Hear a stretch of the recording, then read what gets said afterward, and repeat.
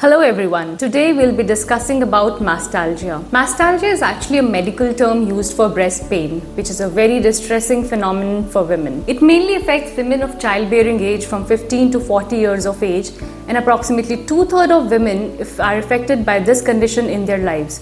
And they often seek medical help either out of fear of having an underlying pathology, something like breast cancer, or when it's really distressing, affecting their life.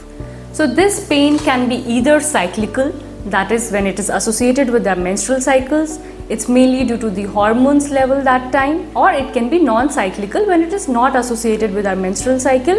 In fact, can be due to an underlying pathology like infections, mastitis, some breast cyst or fibroadenoma, and even certain diets like caffeinated drinks, fatty meals, smoking, all these can result to breast pain. So patients have mainly mild to severe type of pain, which can be either intermittent or constant, can be on one side or both the sides, but usually the exact cause is still not known, and majority, but it is seen that it is not associated with breast cancer. So whenever we have such a pain, we should visit our breast surgeon for a complete history and physical examination.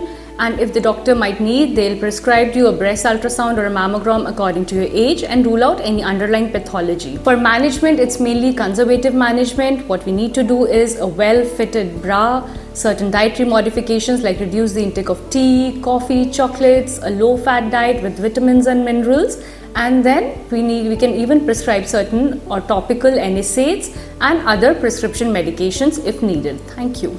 Book your appointment now. The clinics by Surgeon House.